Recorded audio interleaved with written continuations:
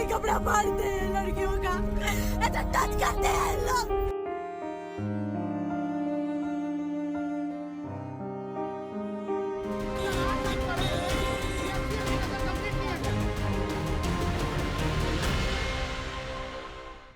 साल 2024 का आखिरी दिन 31 दिसंबर, घड़ी में रात ठीक 12 बजते हैं। पूरी दुनिया 2025 के आने पर खुशियां बांटती है। इधर छत्तीसगढ़ में सहायक शिक्षकों को मिलती है बुरी खबर। 31 दिसंबर की रात जारी होता है बर्खास्ती का आदेश। खुशियों के बजाय दुखों का पहाड़ गिराता है नया साल। 2897 सहायक शिक्षक एक साथ हो जाते हैं बेरोजगार। शुरू होता है अनुनय विनय का दौर, फिर मांग और धरना प्रदर्शन के जरिए न्याय की गुहार।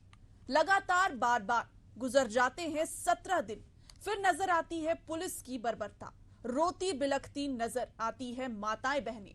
पूछ रही है सरकार से एक ही सवाल, आखिर कहां सुरक्षित हैं हम? ये लोग इतना जबरदस्ती कपड़ा मारते हैं लड़कियों का, ऐसा टच करते हैं लोग।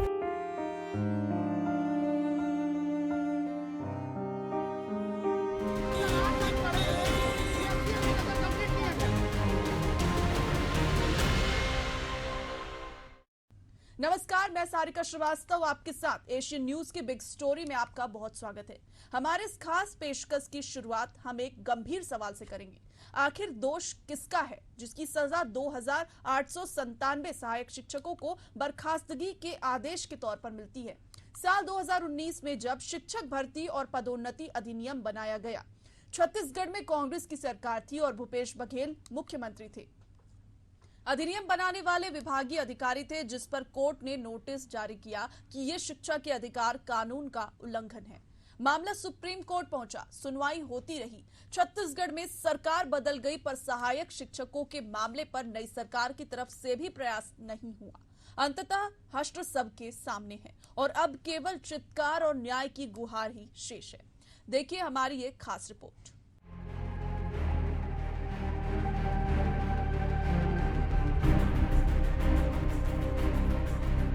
कड़ी मेहनत के बाद परीक्षा में पास होकर हाथ आई सहायक शिक्षक की नौकरी।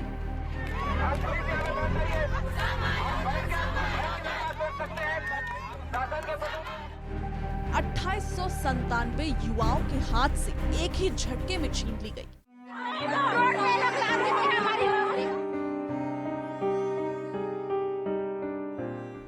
हालांकि आदेश सुप्रीम कोर्ट का है, जिस पर चाहकर भी सरकार कुछ नहीं कर सकती। लेकिन अपने हक की खातिर लड़ाई लड़ने, आंदोलन करने और इंसाफ मांगने का अधिकार देश के हर इंसान को है।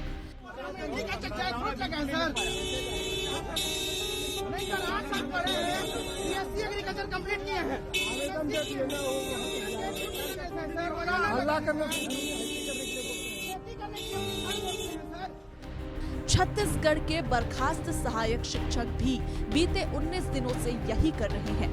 सरकार और उनके नुमाइंदों की चरण वंदना, गुजारिश, अनुनय विनय, जो बन पड़ा सब किया।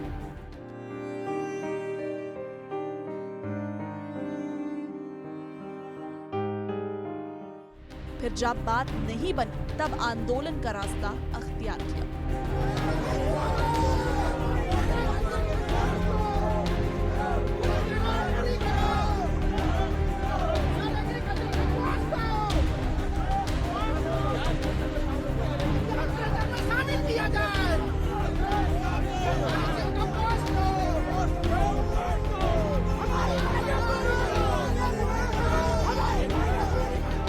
लगातार न्याय की मांग के बावजूद विष्णुदेव सरकार की तरफ से किसी तरह का सकारात्मक जवाब नहीं मिलने पर बर्खास्त शिक्षक उग्र आंदोलन करते हैं।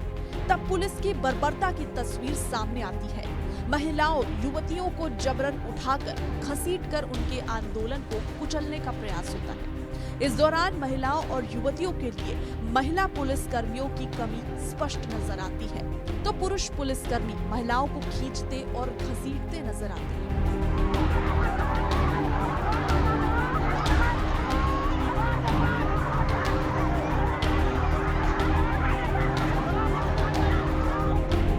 जिसके बाद महिलाओं का जो दर्द सामने आया है, वह बर्खास्तगी के आदेश से भी कहीं ज्यादा है।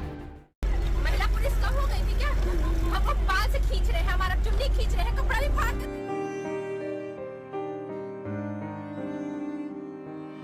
ऊपर तो 5 पुलिस वाले, जेंट्स पुलिस वाले चढ़ गए और मेरे छाती में हाथ मारा पुलिस वाला आदमी। तो ऐसे करके कोई क्या पेरेंट्स के साथ जब मैं सांस लेने कोई उसका बात भी इसका ये लोग इतना जबरदस्ती कपड़ा फाड़ते हैं लड़कियों का, ऐसा टच करते हैं लोग, बात करते हैं लड़कियों का। वो तो इंसान शराब पी के लाए थे सर, शराब पी के लड़कियों का छोड़ा। सवाल उठता है कि जब सरकार के आदेश पर नौकरी मिली, नियुक्ति पत्र जारी किया गया, उसके बाद अचानक बर्खास्तगी क्यों? गलती किसकी थी जिसकी सजा इन सहायक शिक्षकों को मिली? न्यायालय के आदेश जारी किया तो इसके पीछे हकीकत क्या थी? तब छत्तीसगढ़ हाई कोर्ट और सुप्रीम कोर्ट के निर्णय को ध्यान से पढ़ने पर स्पष्ट है कि शिक्षक भर्ती एवं पदोन्नति अधिनियम 2019 तैयार करते समय ही अधिकारियों द्वारा गड़बड़ी कर दी गई थी। हाई कोर्ट ने भी अपने अंतिम निर्णय में अलग से नोट जारी करते हुए ये साफ कहा कि छत्तीसगढ़ शिक्षक भर्ती और पदोन्नति नियम 2019 सीधे तौर पर शिक्षा के अधिकार कानून का उल्लंघन है।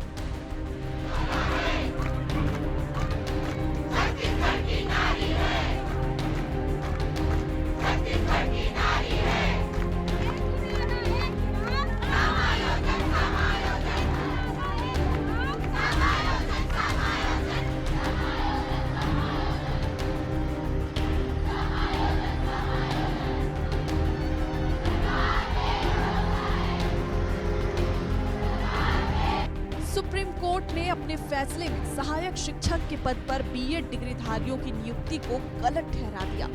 छत्तीसगढ़ सरकार की तरफ से एसएलपी भी दायर की गई और इसी को आधार बनाकर और आदेश में इसका उल्लेख कर बीएड डिग्रीधारी सहायक शिक्षकों को नियुक्ति भी प्रदान कर दी गई। उनके आदेश में ये साफ तौर पर लिखा था कि ये नियुक्ति हाई कोर्ट और सुप्रीम कोर्ट में चल रहे केस के अंतिम निर्णय के अधीन है। सुप्रीम कोर्ट और हाई कोर्ट दोनों में एक के बाद एक बीएड डिग्रीधारी के खिलाफ फैसले आते रहे और मामले की गंभीरता को देखते हुए सरकार को उसी समय समायोजन जैसे विकल्पों को लेकर प्रस्ताव पेश करना था, पर ऐसा हुआ नहीं और कोर्ट से एक तरफा फैसला जारी हो गया। अब स्थिति ये है कि बीएड डिग्रीधारी शिक्षकों के पास न्यायालय का दरवाजा खटखटाने का विकल्प भी नहीं बचा है। सरकार भी अब इस मामले को लेकर न्यायालय नहीं जा सकती। मामले में पेच फंसता देखकर भी तत्कालीन सरकार और अधिकारियों ने सूझबूझ नहीं दिखाया और मामला लगातार उलझता चला गया। और यही वजह है कि सुप्रीम कोर्ट और हाई कोर्ट दोनों की तरफ से जो लिखित आदेश जारी हुआ है उसमें सीधे तौर पर बीएड डिग्रीधारी को नौकरी से हटाने और डीएड डिग्रीधारी अभ्यर्थियों को नौकरी देने की बात कही गई। सुप्रीम कोर्ट के फैसले के बाद छत्तीसगढ़ के एक आदेश से 2897 बेरोजगारों की संख्या प्रदेश में बढ़ गई है। जिन हाथों में चंद दिनों पहले नौकरियां थी, अब हाथों में तख्तियां लेकर न्याय की गुहार लगाते मंत्रियों और नेताओं के बंगलों के सामने नजर आ रहे हैं। पुलिस की बर्बरता के बाद भी साहस नहीं टूटा है, इंसाफ की आस कमजोर नहीं पड़ी है। लेकिन सवाल तो अब भी यही है कि इन शिक्षकों के भविष्य से खिलवाड़ करने वालों पर गाज क्यों नहीं गिरती? क्यों वे लोग कटघरे में नहीं हैं जिन्होंने अधिनियम बनाया, जिसकी वजह से कानून के उल्लंघन का ठिकरा इन मजलूमों पर गिरा?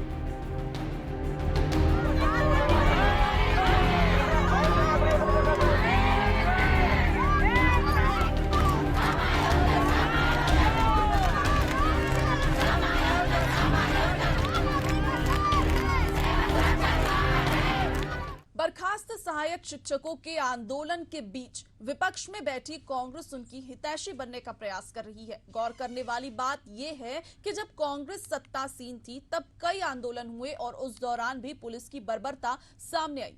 तब सरकार का कोई नुमाइंदा नजर नहीं आता था और भाजपा के नेतागण पंडालों में पहुंचकर सरकार आने पर न्याय दिलाने की बात करते थे। अब सरकार भाजपा की है और विपक्ष में कांग्रेस है। सत्ता का चेहरा तो बदल गया, पर सत्ता और विपक्ष का आचरण जस का तस ही है।